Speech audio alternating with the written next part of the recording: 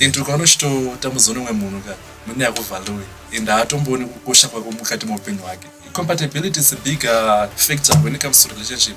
Ukaona kuti nemunhu wamugara naye murelationship hamusi kupindirana, it's a compatibility issue. Kuna vanongofirira kuti kana ari musikana ungoti ndokushingira nomuda mufesi wangu ichichi, but anokuhamba mari marriage. Toxicity yangu isisi kuvako varume chete, inozisa futi kuvasikana. I feel like vakazi they deal with the emotional by words. Nazokona nokuti ukakutuka kamashoka anogara moyo mako zvekutodaro urikuona. So you should understand kuti kungwabvisa unoita munhu ka you change the whole psychology of that person.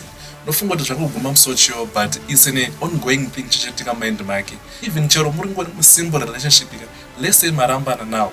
Munhu akapinda mune new relationship ika haachazivi kuidentify kuti this is love, this is compassion, this is affection because haazvizivi. I've seen vasikana vanotaura kuti vamuzoti indava muri kusimbirira mazono muri kutsvikira, anokuzoti peace of mind.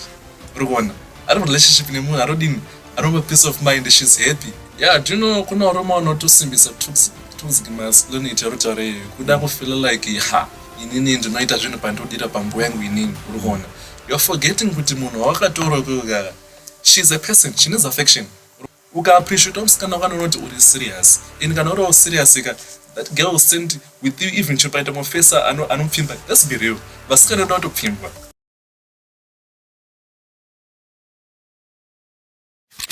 So today part to heart tichange tichitaura nezve the dangers of staying in a toxic relationship.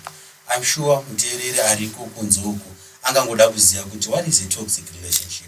Well, a toxic relationship ndo iya toxic iya yekuti unenge wadanana nemunhu handiti then wobva waita forgo ma-red flags aya takambotaura last time kuti kuna anonzi ma-red flags, then wobva wachuza kuti ndakupinda mu-marriage nemunhu uyu, or either wobva wachuza kuti anyways let me just have this person, but uchinyatsa kuziva kuti uyu munhu ari kunditambudza zvakasiyana siyana. So ndo nyaya change tichibata nhasi yokuti what are the dangers of staying in a toxic relationship. So to help me tackle that issue, I have my guest. He goes by the name of Alex Dande. I call him the Mr. Reality Edge podcast guy. So actually, Alex, kana mchida kumuona kana mchinge mazomsuwa paya, just follow Reality Edge podcast on YouTube. Munobvumatomuona anenge arimo. And I also have another guest. This one, she doesn't need any introduction. Obviously, you know it. But nenyaya yekungoti ari pane imwe show today anenge ari achingotaura asina limits. She goes by the name of That Tino. Kana mchinge mamsuwa, just follow her on TikTok. Mangonyora kuti That Tino, munobvumatomuona anenge ariko. Guys, welcome to the show. Munofara here mukoma wenyu? I'm doing all right. I hope everything was going well.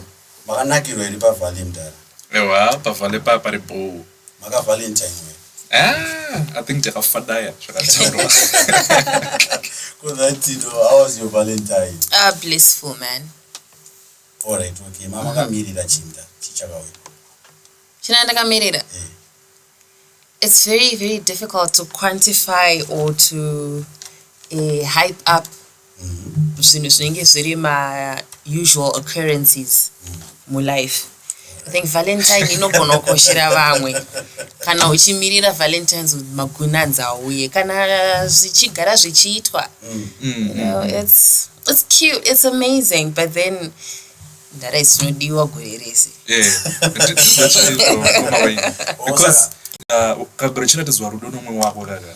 Ona Valentines ika you won't be pressured nezvinenge zvichiitwa nevamwe. So basically, are you saying that we don't have to wait for Valentine to come in order to validate? No, man.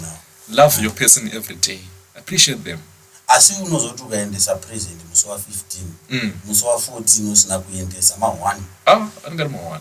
Saka uruti chinapo ipapo. Atongotaura kuti ukagara uchingoitwa munhu ka like you know kana uchiappreciate munhu wako occasionally kana regularly ukazoshaya waka lese ukazoshaya usevhaleka anonzwisisa kuti but anongoshaya but this time maybe zvanetsawo urikuona chakashara nechekutotika iwo utomboita zvachose pabvule pacho watoiti ukatadza kuita manje munhu anobata ngoti homudi because watadza kumaappreciate on the big day urikuona.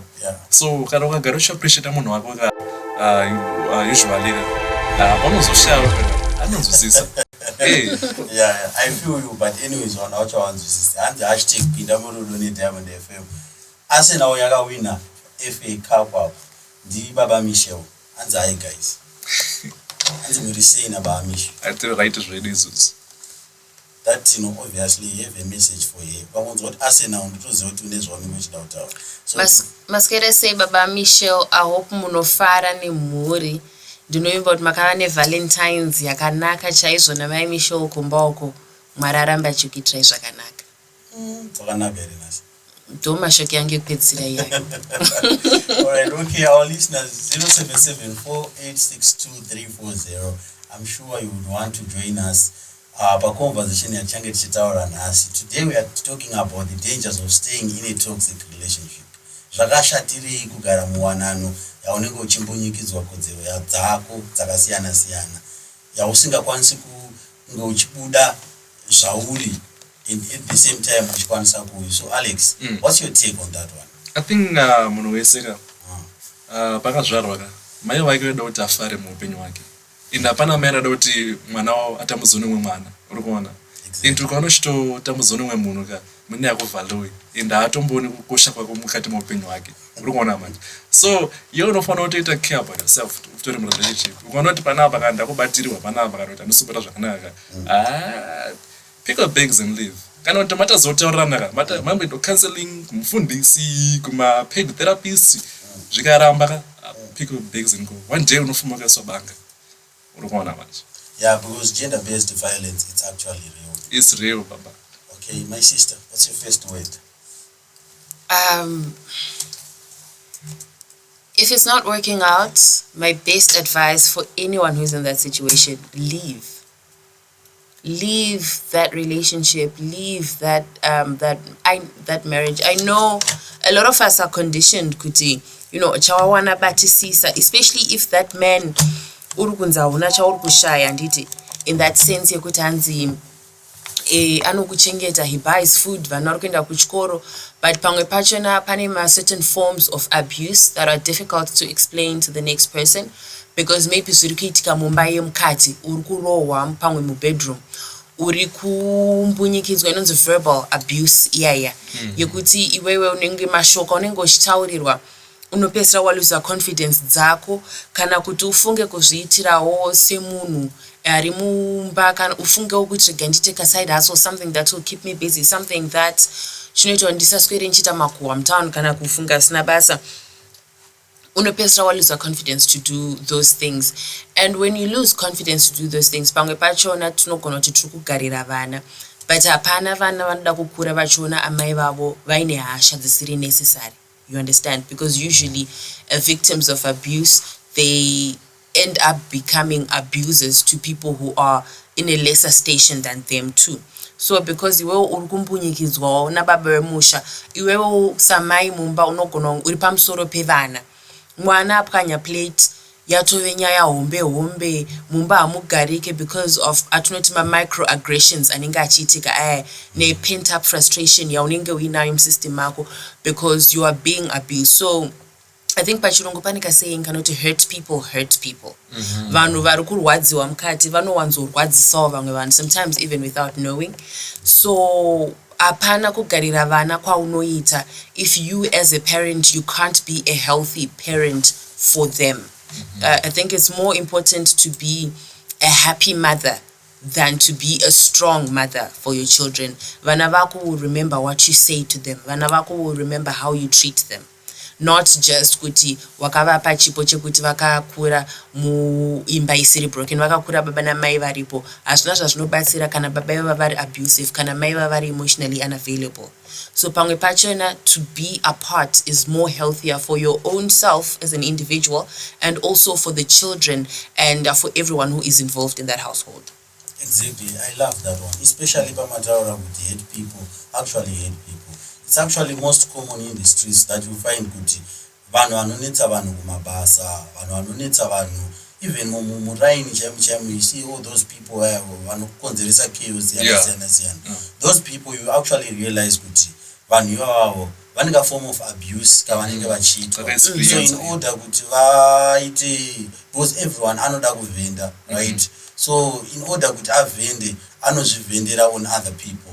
So I feel like maybe as partners out there pamune muchiita zvamune muchiita paya I think you should actually give each other in an open room so that iwewe kana Alex yo ukadanana nemunhu wako handiti obviously ndima wana baba vemangwana right iwewe uri une mindset yawakatichwa kumba kwenyu due to background due to my stereotypes ari kumba kwenyu ndizvo same applies goes to the other lady akakurawo mune environment yakatosiyana neyako iwewe uri kuona zvakasiyana then iye munhu iyeye obviously because chikuita kuti mudanane is because there are some things zvaanoita zvinocomplimenta iwewe at the same time iwe une zvaunoita zvinocomplimenta iye zvinolinga between the both of you right on the other hand manje panofuti zvimwe zvinhu zvisingalingi because of you because you grew up in actual home backgrounds akasiyana and also my environments akasiyana right so those things manje ndopa kuda a little bit of some patience whereby iwewe kana usingakwanisi kuita maybe zvaanotaura pane akufana kucompromise kuti ichi chacho chaidiwa kumba kwedu but actually it's bad sometimes you have to have an open mindset yekuti unyatsoona kuti izvi zvaitwa hazvo kumba kwedu usinzi zvinhu zvakanaka but zviri bad on the other hand also musikanawo ibasa rake iduty rake kuti anzwisise kuti no I'm now a mother of this family right and what does it mean to be a mother? It means I have to have a big heart for my family ukatarisa marriages ekare vana mai vaidzidziswa andiri kuzviona kuti vange vari mothers chaivo handiti uri kuona so that they would have a big heart pamwe maybe zvinhu zvinenge zvadai vaiziva zvekuita unfortunately nowadays kuti uende neumwe munhu unodzidziswa kumwe kunhu munhu iyeko kakunzwira jealousy vamwe vacho vakuromba and all that handiri kuzviona hazvichaiti but actually I feel like maybe tikanzwisisa kuti there is a ratio between zvinhu zvatinolinga and also zvinhu zvatisingalingi I feel like maybe toxicity yemumarelationship inoita kakuti dzikirei amene hamuzvionewo sei ndizvozvo plus munhu anofanira kuziva like let's say unoabuse munhu wako you should understand kuti kungoabuse unoita munhu ka you change the whole psychology of that person unofunga kuti zvakuguma musochiwo but it's an ongoing thing chichiitika mind make nhasi ndamuita chakashata nhasi ndamutuka emotionally ndamurowa ndamudini handika munhu iye achadevelopa ka sense of fear ngekuti pese pachakona agona kuvhunduka even chero mukada let's say muri married mukada raramese mubedroom ka munhu iye anenge chingokutya zvese zvashita pamba anenge chingotya even chero muri ngori musimple relationship ka let's say marambana nawo munhu iye akapinda mune new relationship ka haachazivi kwadinifea kuti this is love, this is compassion, this is affection because haazvizivi kana kuti that person haanase kuzviexperience so that person anenge akangomirira kuti zvandaitoita panapa ka chatosara kutorwa mbama chasara panapa kutukwa because anongofunga kuti ndikashaisha that is the proper response inofoneta murume kana kuti inofoneta uchi musikana wekuno because mukoma waindika toxicity yango isisi kuvako varume chete inozisa futi kuvasikana. There are girls who abuse, and when you talk about abuse, it's not about just physical. There is a vocal abuse. You know, I always feel like, for example, I feel like vakazi, they deal with the emotional by words. So imagine now, zvaenda muri relationship ukatanga unongo wakaudzoka mudiwa wako masecrets ako chichi unongo wakarelaxa utongo kuti zvakadai one day kana munhu achikuabuse achazvishandisa against you and you feel weak, you feel less akatanga kutaura nezvomba kwenyu akatanga kutaura nezvako whatever zviri very like zvonoholda very close zvakushandisa against you. That is a form of abuse uri kuona. So toxicity inofana kuzikanwa it's not just to men but also to women and it's very bad kana munhu achirarama every day because ndandatokutya kuti ndakatoa zvakadai ngadosera madhama angu unogona ngosnipa unogona kutanga kutorituka kana unogona kundirizira tsamwa. That kind of thing is very degrading to me as a man. It's self-esteem yangu inotodzika for real. Yeah, ukadero wona cheche kamukoma wangu munoita bo. But we don't discuss every. But alright, yeah. Okay. Looking at a survey, and we realize that 1 in 4 women, and are in toxic relationship. That's true. Then 1 in 9 men are in toxic relationship. Okay. So out of this survey, I realized that varume and ndo vari kunyanya kuabuse vakadzi as compared to the women abusing men.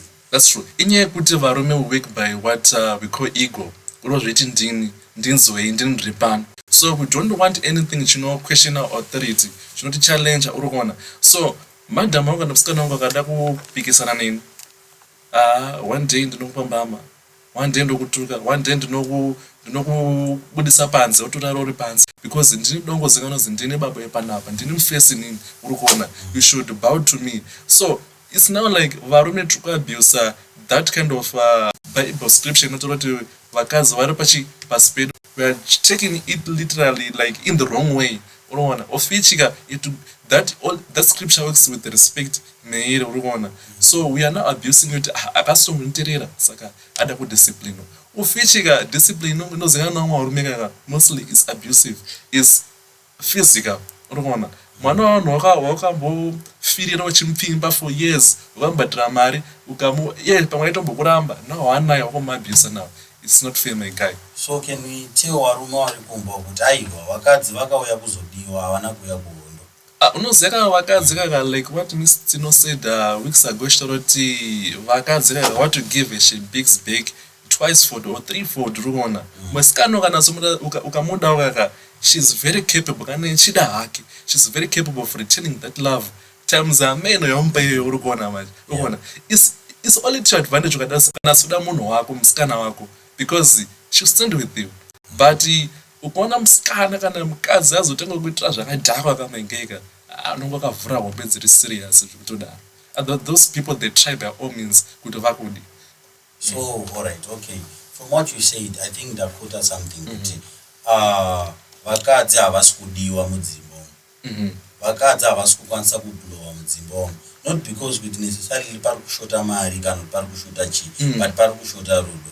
I think it's a high time as men we actually cut those stereotypes dzekuti ndini baba panapa. Obviously tinoziva kuti ndimi baba hapana pamuchazomboita chini, pamuchazomboita mai. Maybe basically it's high time that men actually start having positive approach here yekuti vatange kutoona kuti no, they need to see the good in women. Zvikuti hanzi vakadzi vazodai dai vakadzi vanga vari bad taidai tisina uzvarwa. Like the reason why we are on this earth, I think it's because of women. So if we don't appreciate our women, if we don't love our women, if we don't constantly validate them, actually it will put them in a position yekuti vanofeel depressed, vanodai. Okay.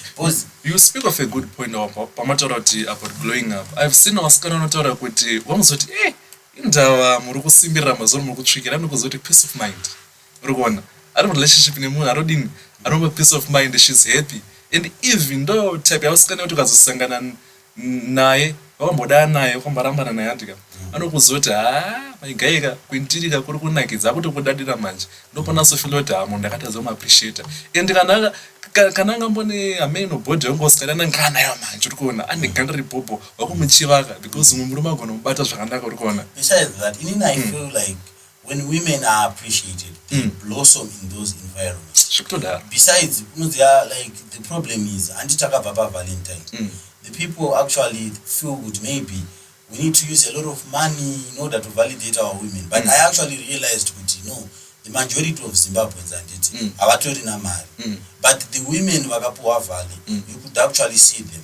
Chero road nasu kasangana nayo kamboresa akudairi. Okay. Because anika chifilo tayo. Kuna president wari kumba, kuna head of state wari pa den. So I feel like it's a high time, like as men we forgo toxic masculinity. Yeah, do you know kuna varume vanotosimbisa toxic masculinity rotare kuda kufeel like inini ndinoita zvinhu pandodira panguva yangu inini uri kuona. You're forgetting kuti munhu wakatora kuga she's a person, she needs affection uri kuona. You should regularly appreciate it. Sure kuti ndinokuda ndichikuda after all these years, even chero muchim relationship uka appreciate musikana wakanoona kuti uri serious. And kana uri serious that girl will stand with you even chipaita mufesa anopfimba. Let's be real, vasikana vanotopfimbwa uri kuona manje. Basa yao katanga maabuse manje, vasatanga maappreciate manje. Eventually anochinja moyo and should go to the guy who's showing appreciation uri kuona. Tozosara toti bibu yakazongondisiya ndisikazwisiki chichi, but ukazonasa trace back zvawakaita unoti ndingosambata zvakanaka. I realize that we are living in a world yekuti manipulation is now overpowering love. I mean, if we let love lead, zvinogona kutibatsira sevarume, because you realize that alright, mukadzi anonzi ukaenda uri murume iwewe unotonzi ukazonyanya kumuratidza kuti unomuda stereki akukuitisa, ukazonyanya kudai dai dai, of which all those things they are wrong. It's not totally wrong. It exists, my guy. Kuna one mentality yakadaro. Zvino exist but alright, let's say why playing the long game when you actually alright, tinozongosvika futi papoint iyoyo. Why manipulate munhu ari kumba kwawo iye achizogara mumba menyu achizotoona kuti uri shiri. Last week Mr. Nogata Danzi kujairana kumazi shinkresi kumisenzi kuzoti hapa napa pakana kochaenda uri kuona wanacho manje uri kuona iyo ndakakutengera nhasi yo Mercedes Benz yo nhasi yo nhasi uri kuida asi ndakutenga nongongoti mutengo uri patsapa. So you already kuchukuzoita kuti vanhu vagare ma 45 years in marriage. I think kuzwisisana, compatibility chachayo. Compatibility is a big factor when it comes to relationship. Ukaona kuti nemunhu wamugara naye murelationship hamusi kupindirana, it's a compatibility issue. Even chino mukada kumbogarisana chachayo kuti ngatitaurane, uri kuona kuzoita unongomeja so unongoconnecta so wega, that is compatibility manje. So ndopanoti vamwe vanotaura kuti takatsvisa 50 years 60 years richingoverana, that's compatibility na, uri kuona. Kuna vanhu vanongofirira kuti kana ari musikana ngoti ndokushingira nomunda mufesi wangu chichi, but anopohamba mari marriage. In now I feel like domestic violence, when someone is actually violating you, that's a sign in which you should go. Do you know kuti there's no need for you relationship on its own. I realized, speaking from a psychological point of view, a normal relationship is 2 to 3 fights per week to remind, and then actually 1 to 2 fights per month are hard. That's a normal relationship. Skachi imagine kuti pa 2 to 3 pa anditi ndotsvata tongoti mamu chitotukana then alright mamu kutotukana anditi but 5 minutes later patwa nemwe conversation mamu takotofunga kuti saka nezuro takatotukana takatorana takatotukwindi zvakazodai dai. I think there's a thin line between arguments nema fights, right? Basically the fact yekuti muri kuita stay in arguments, it's actually meaning kuti you are trying so hard for it to work, right? But pane zvimwe zvekuzoti makutotonga makutourayana. I think ipapapo pekutoti hauchatofili kuti hauchatozvisi in the other person's shoes, wakutofila kuti maybe kuti muri wamedaka, it's actually the best thing zvekutoti nditoita right now. I mean, what do you think about that one? I feel like even chero kuretwa ma campaigns activism against gender based violence, it still happens muZimbabwe. Nozoti kana so vunzana momuzoti kuti vanongoshandisa zoti momuzoparaina apa also pane zvare kuitwa nemurume wavo chichichi, they know when muraini kuti apa pasibo uri kuona it's a sign yekuti iri kutoitika gender based violence, but munanga musati imi munozongezeka pazoitika murder now, uri kuona, because munangofuma kangouraiwa ka zvinotanga zviri zvidiki then one day pozoita chinhu chihombe manje mawana polisi ikaungana ipapo vakauya nekacoffin kavo kaichi kerata kaike. So it's a thing chinenge chingori ongoing, itanga chidiki kuona. Then I feel like vasikana should not only think with their hearts but also with their mind, uri kuona kuona kuti mufesu ndomuda zvekutodaro, but am I safe? Zvinonetsa manje because unozoti chinyika. Yes. From a psychological point of view, I come again, right? Yeah. Vakadzi handiti they have mahormones akasiyana siyana, estrogen, progesterone nezvakasiyana siyana handitiona anovabatsira kuti vaite like the normal livelihood yavanoita kubata pamuviri nekuita sei. Saka those hormones handiti paanotriga kana rimwe racho rakawanda ane a certain type of matraits anotsvaka, kana rimwe racho riri shoma ane a certain type of matraits anotsvaka. For example, kana maybe imwe progesterone maybe ikakwira anenge achida kana kuti maybe murume ari aggressive andomuisa mbama yeye, maybe estrogen ikadzika akuda a certain level of onini. So that's why you see with most women they use their emotions when it comes problem ite ndekutika kune vakadzi vanoita kakusaiza varume kuti azokasandorembwa azo umwe musuka sa anoprovoka murume and then murume musochoka anobva azviita self control hapana zvaanomeita then mumwe musoza mukadzi ataura kuti unondiita seiyo chichichi because musai akadini hapana zvaakaita uri kuona. So it's an issue iri kuti iri 50-50. Kuna vakadzi vanotadziwa futi respect, because as far as I know us men we view love as respect. Uri kuona ukandirespect ndoti muti musikana anondido uri kuona so iye akatanga kundiprovoka manje, that's when it happens manje kuti unozodini unozoiswa munataisiriyawo manje warohwa manje uri kuona yekuti yato gender based violence. And most of the time the law is never soft panyaya dze-gender based violence. First anongosava chete uri kuona. So basically can we say kuti vakadzi ndo vari kunyanya kuabuse? Can we agree on that? It's obvious. Alright, yeah. It's okay. As you have heard it, listeners, from Alex, hanzi vakadzi ndo vari kunyanya kuabuse. Anyways, today we are talking about what are the dangers of staying in a toxic relationship. So actually do send us a message muchitiudza kuti zvakashatirei kuti ugare muwanano inenge iri toxic, kana kuti wanano yaunombunyikidzwa, kana kuti any relationship yauri violated to gender based violence. Hanzi tatari, hanzi ndichakutengera tsombori. Mukutenga tsombori here mudara Alex?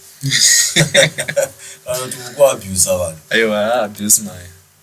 Do you know about nyaya abuse? Akambozwa nyaya iri interesting.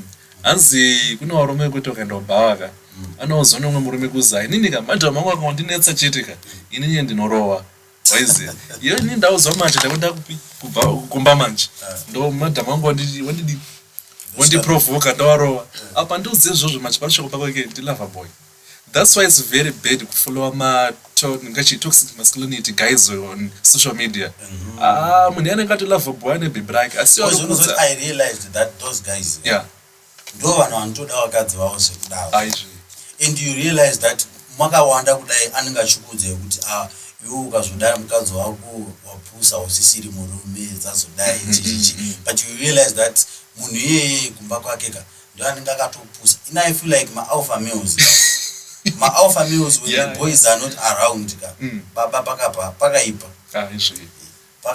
so dai vakadzi vaimbobuda vachitaura zvavo zvinoita ma-alpha males. Vakadzi vese ma-alpha males, I feel like they should maybe have a seminar yavanomboita live stream. It's all about ego, bro. Pana vamwe varume kaka I just want to feel like ungawafila kuti ndiri murume panapa ndondandasowa pamaface kutoda kana tone chipo chekutaura vanondifila muso wacho but ndakumbotaura izvozvo kuti I feel like varume vaya vanoenda pasocial media vachitaura say no to disrespect kana zvasikana zvazva zvekuti zvine chiti treat what you deserve what zvazva. I feel like varume vaya vakadzi vavo toda kutombovaona izvozvo, because pane umwe wandakazoona pasocial media akutrenda achizobudiswa manje akabata kakeke kakanzi sorry my wife. Alpha male. So I was like saka isusu manje kune vanhu vese ndimune muchinzi mimi musada vakadzi venyu. Vakadzi venyu ngavauye kuhondo. Pakutoda kutozoti has a spirit of discernment uzazve kutora kana siri kutora, because then I feel like maybe tanyanya in our first segment tanyanya kuenda kuside varume, and I'm sure by now varume vazvinzwa kuti no, you don't have to be toxic. Being actually toxic, it doesn't prove kuti uri murume. Actually you are seen kuti you are a real man when you actually have a good heart for your wife, when you respect women, that's when actually we view you as a better man, right? Now on the other hand, we now want to talk about toxic femininity, because it's now becoming an order of the day. Gone are the days wekuti vakadzi ndo vaingombunyikidzwa kodzero dzavo. Nowadays even vakadzi vakutombunyikidzwa kodzero dzevarume. So we actually have to talk about that one again. Okay. So with the rise of social media, information is infinite. So nobody kuti ne-social media vamwe vanhu vari kutora zvakashata online, and their women are now feeling like they want to compete with men. You understand my guy? They want to compete with men, and cannot compete with men ndo pakuda futi inozichi gender equality yabachikora, but they don't clash everyone at the end of the day, because they want to view us like equal, and this is really possible here. Right. That gender equality is equal. Of course, Eriko. whatever a man... It's never applicable. It's impossible. Better. Alright. Explain your position, please. 1 minute. Aywa, gender equality, I think it's only applicable on book in theory, but in real life, it's never possible. Ndinogono zinri sexist, but in mental facts. Kune mabazi kuti hatogoniki nevanhukadzi. Kune insurance inogonekwa navarume isagoneki nevakadzi. Maybe in the corporate world, ma studios, kana kuti ma banks, whatever, maybe ndope zvinogona kushanda. But it's only a fraction of those kind of works. 20 seconds. Unaona, but in real life, kune mabazi mazhinji it's not possible. 10. Tapa 10 seconds. Okay, so I feel like gender equality is not possible. Dai ngari possible ka. Zvakwana. Rekapedza point yake. Anozoti takamunyima mukana. No, ndozopera nama points. Rekapedza watawa. She wants things equal. Adi. Right. When we talk about equality, Handiti, we are not talking about things such as strength. Because strength on a genetic level, that's like comparing bananas to apples. Whatever, the potassium that's in a banana can never be found in an apple. So if you want to talk about importance here, Koko, I can bring in the fact that women can birth children. 40 seconds. Tikakusiya imuri mega mimacho mune kusimudza madhina kwamunoita nekuita madhaka boy muchitakura zvinorema, repopulate the earth, you cannot. So when you talk about something like physical strength, that cannot be applicable. What should be applicable is the fact that because I am a human being, I deserve equal treatment. That is what we mean when we talk about gender equality. Equal treatment, consider me as a human being before anything else. Alright. That's what this thing. What is gender? Gender is the way I understand gender. Gender is how we are classified as human being. It looks at our physical and sexual characteristics. Alright. Remember gender studies, when you go deeper, gender are the roles we are assigned. No. Those are gender roles. That is not gender. Those are gender roles. That is not gender. So, are you saying that? Are you capable of doing anything a man does? Anything that does not relate to the biological effects that are innate to XX or to XY chromosomes, I can. But you cannot ask me, Kuti, can I do? As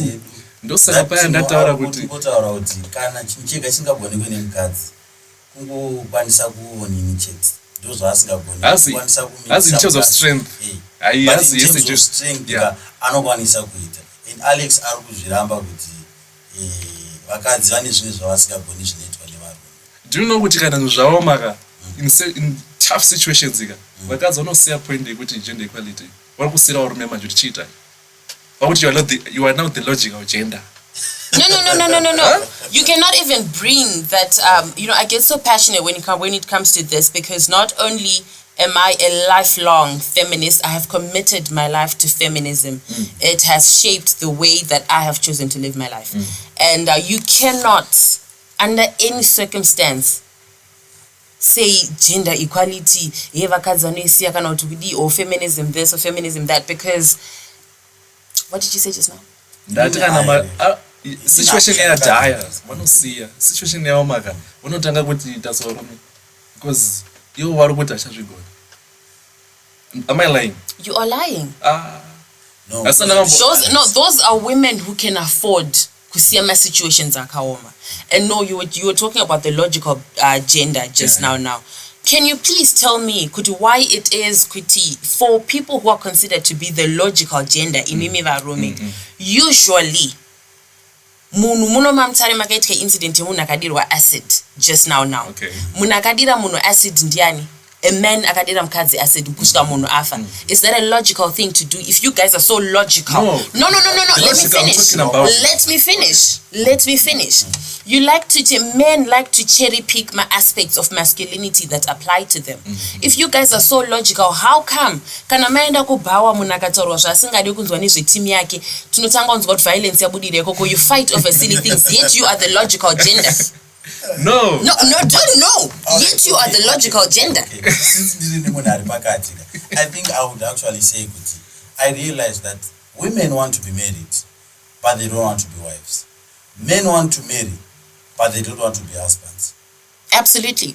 Like gender roles, and it actually, when it comes to the public sector, the other gender is to be blamed of Shakashata. But I actually, after doing to my studies Twangu and before I came to this show, I realized that most men deprive women of their rights to the extent that vakadzi vanoposeswa. Same applies to women, actually also deprive men kusvika pakuti vaposisa to the extent of kudyiswa nekuita sei and kuzvona. So in order to for that information yekuti titi gender, it's actually complex to the extent yekuti I feel like it all comes down to responsibility.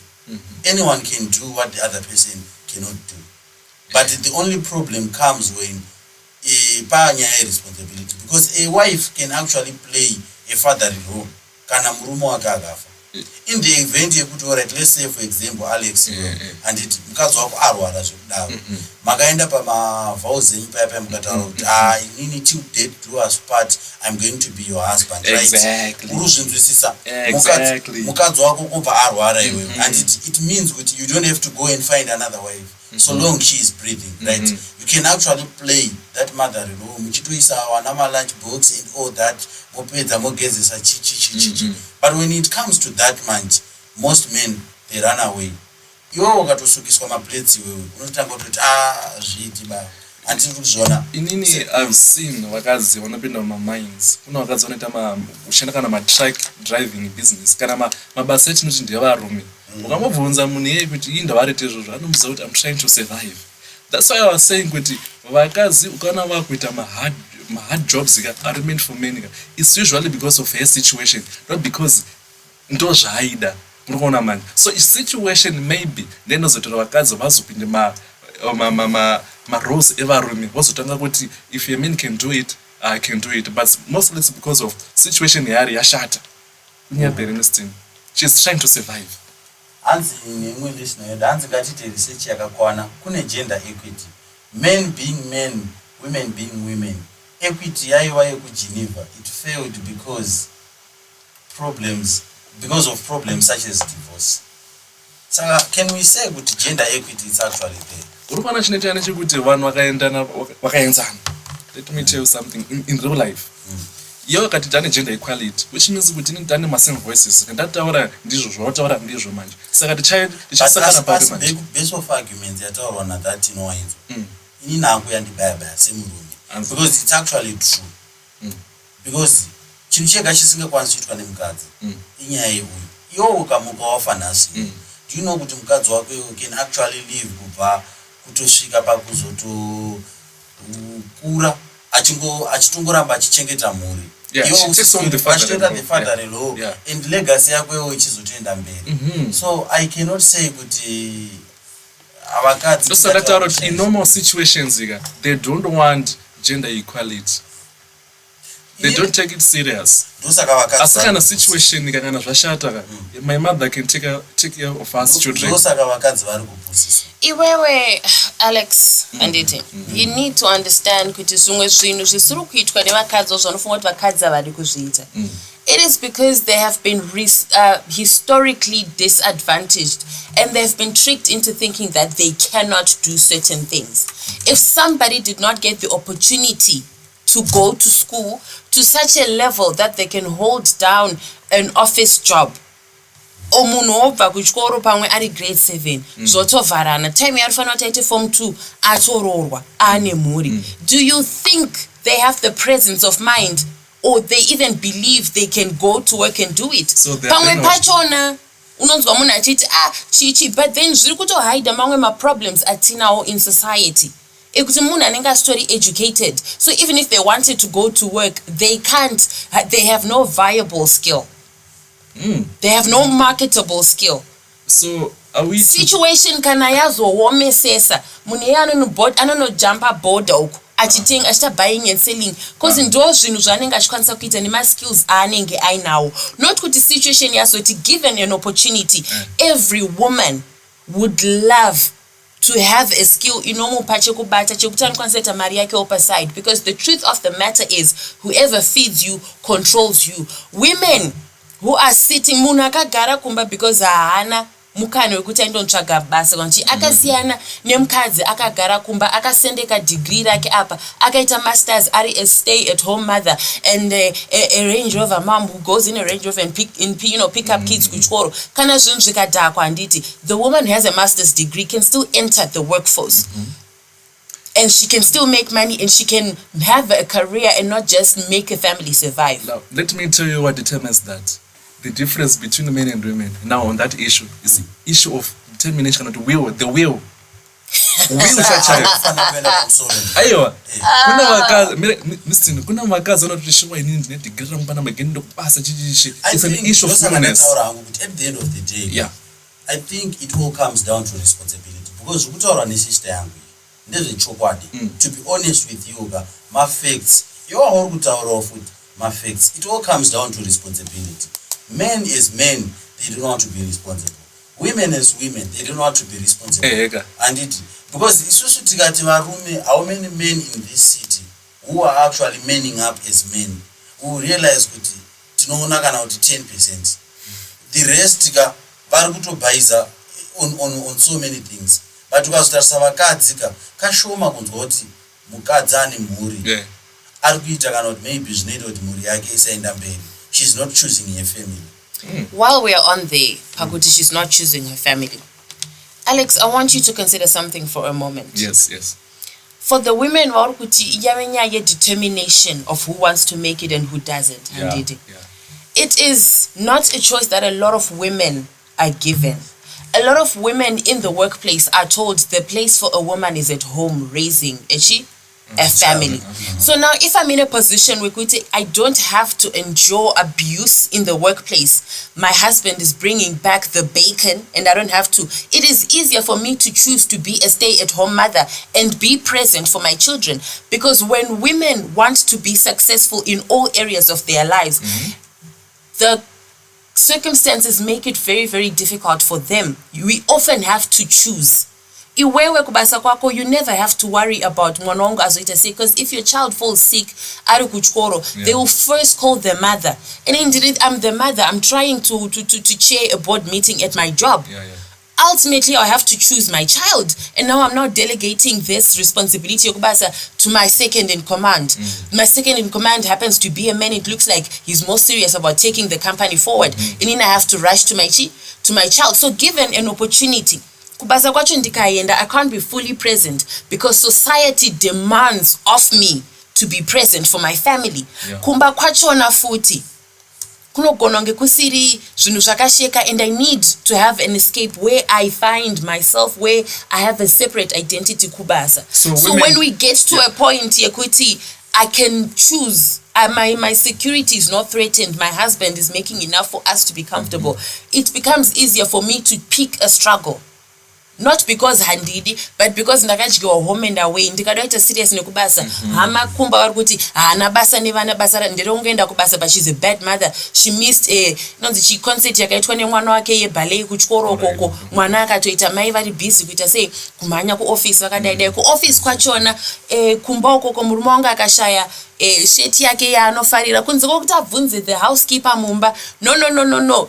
Maitanya sheti yangu yebrown yandinofarira mailaki tai wakaisa pai handiskonoti iri pai. I'm at work trying to get you. Vakadzi tine pressure. So my choices that amunofunga kuti muri kuona tichiita hatisi kumaitirwa, but at the end of the day you just pick a struggle. So society is limiting women. I feel like my stereotypes atikuwadza zvisingaiti zvekutodaro to the extent yekuti, do you know kuti at times even mukadzi achitorwara chaiko unoona kuti mukadzi anongoramba achipuwa pressure. How many times dzawakaenda kana kuskero chaiko dzaunoona baba vachienda nemwana kuskero? Ndo machenda roza totaura. I think we have hanzi neomwe listener, the fact yekuti we have 99% varume mawindi, it shows we are not equal. Tine vakadzi hope than varume vari kutengesa mustreet pabata, it shows we are not equal. Our roles in life won't make us equal. we have a man at home and a woman at home. John. So I think it all comes down to responsibility. Responsibility being the key factor. I feel like it actually dominates this issue more than anything, any other thing. Because ukateerera mafacts ako Alex, they are true to a certain degree level. Mafacts ataurwa nesister yangu, they are also true to a certain level. And vanyatsomiririra vakadzi to the extent yekuti iwewe you realize kuti for real, imagine there are women out there wekuti anoenda kuchikoro oita degree handiti obva anzi hawendi kubasa. Yeah, that's true.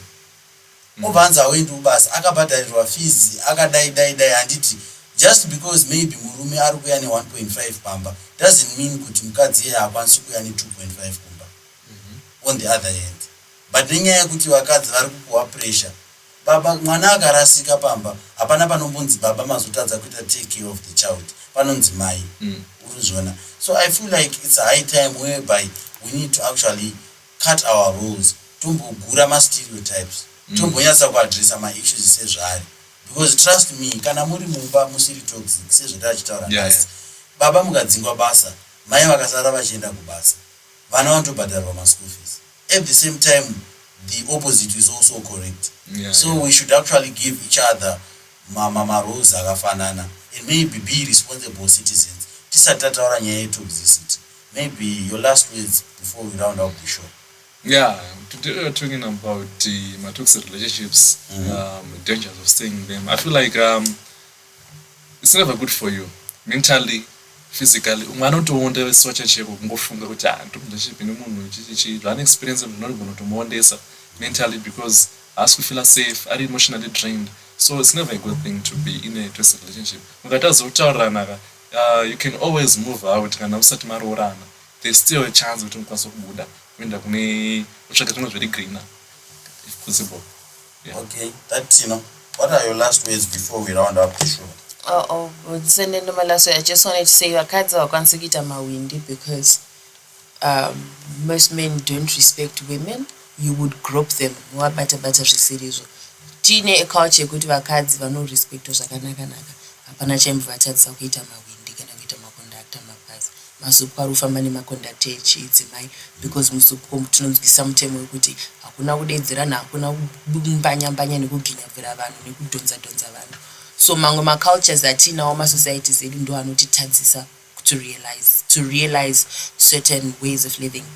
But my last words are, society is greatly unfair to women. Women are judged by a different standard than men.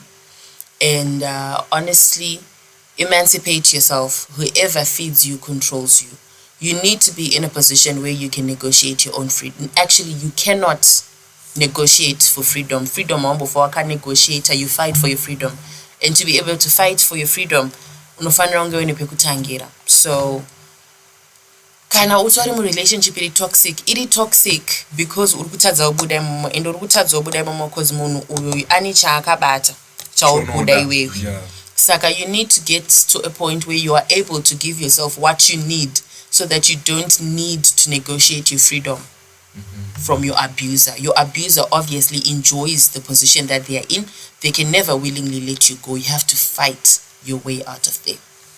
There you have it, our listeners. Until whoever feeds you controls you. Thank you so much, for that one. And also thank you so much, Alex, for actually coming to the show. And I would love to take this opportunity to say goodbye to you. Our listeners, I'm very sorry. Alex will be going back to school. Degree. We wish him well. And I just hope with him life Mago also it a toxic relationship guy. Yeah, man, the lover boy. Alright, I just hope you maintain that one till that do you part and also our listeners do catch us next week, same time, Mondays 9 p.m. to 10 p.m. Heart to heart. Abo batinenge tichitaura nyaya dzatisingakwanisi kunge tichitaura tiri kuma streets, but on this show we just make sure kuti tinodzitaura zvakajeka and also making sure kuti you guys follow Alex on the Reality Edge podcast and Reality also Edge Network or Reality Edge Network. Yes. And also follow that on TikTok. You just follow that and do make sure kuti you actually interact with my guest guys. My guest anondigonera. Thank you so much, guys. I would love to appreciate you. So before Hideout.